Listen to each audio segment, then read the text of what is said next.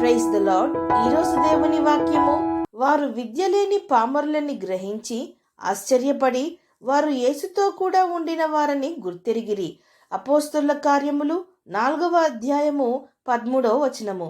ప్రజలారా, పేతురు యోహానులు యేసు ప్రభువును గూర్చి బోధించుటయు యేసును బట్టి మృతులలో నుండి పునరుద్ధానము కలుగునని ప్రకటించుచుండగా, యాజకులు, దేవాలయపు అధికారులు, సద్దూకయులు వారిని పట్టుకొని కావలిలో ఉంచి మరునాడు పెద్దల మధ్యన, అధికారుల మధ్యన, శాస్త్రుల మధ్యన నిలవబెట్టి వారిని ఏ బలము చేత, ఏ నామము చేత దీనిని చేసితిరని అడిగెను. వారు అంతకుముందు శృంగారమను దేవాలయపు ద్వారమునొద్ద ఉన్న కుంటివానిని స్వస్థపరిచియుండిరి.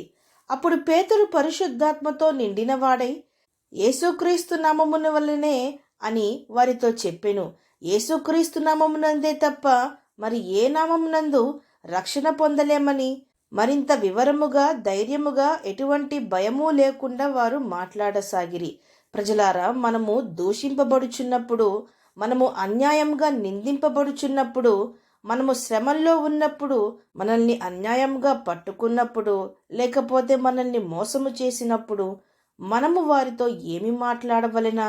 ఎలాగున వారికి నిజమైన సమాధానము చెప్పి మనల్ని మనము విడిపించుకొనవలెనా?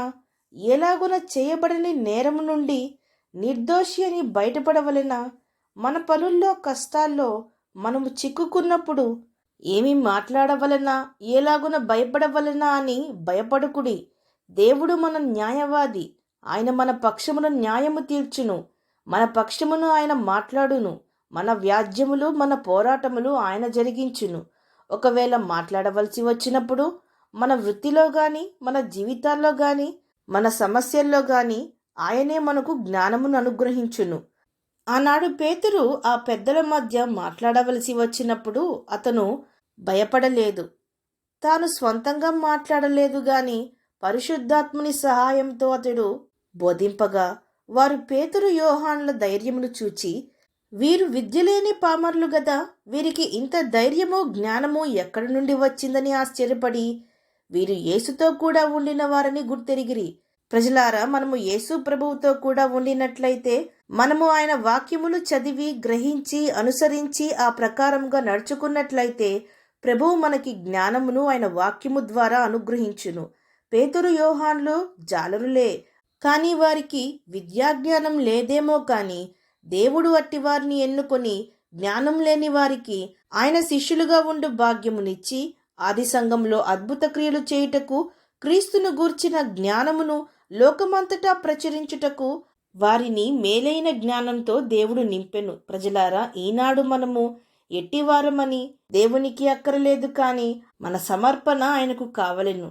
ఆయన సామర్థ్యం లేని వారిని, బుద్ధిహీనులను, వెర్రివారిని, జ్ఞానహీనులను, నిరక్షరాస్యులను ఎన్నుకొని వారిని సైతము ఆయన సాక్షులుగా నిలువబెట్టి లోకంలో ఉన్న సమస్త జ్ఞానము కంటే గొప్పదైన క్రీస్తును గూర్చిన జ్ఞానమును అందించి వారిని నడిపించును. వారు తమ జీవితములను సమర్పించుకుంటే. అవును అన్నవారు నాతో పాటు ప్రార్థనలో ఏకీభవించండి. ప్రార్థన. పరిశుద్ధుడా, ప్రేమగల తండ్రి, ఈరోజు మీరిచ్చిన ఈ వాక్యమును బట్టి మీకు స్తోత్రములు దేవా. ఈ లోకంలో మేము ఉన్నప్పుడు మేము బుద్ధిహీనులమే, వెర్రివారమే. కానీ ఎప్పుడైతే మీరు మమ్మల్ని ఎన్నుకొని మాకు మీ వాక్యమునందలి జ్ఞానమును అనుగ్రహించారో దేవా, మేము నిజమైన జ్ఞానమును, క్రీస్తును గూర్చిన జ్ఞానమును, మేలైన జ్ఞానమును, ఏది మంచో, ఏది చెడో, ఏది జీవమో, ఏది మరణమో, ఏది పాపమో, ఏది పవిత్రమో ఎరిగి పరిశుద్ధులుగా మీ మార్గంలో నడుచుటకు మాకు మీ జ్ఞానము తోడ్పడినది దేవా.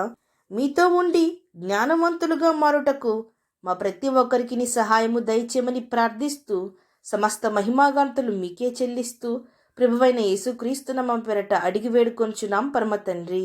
ఆమేన్.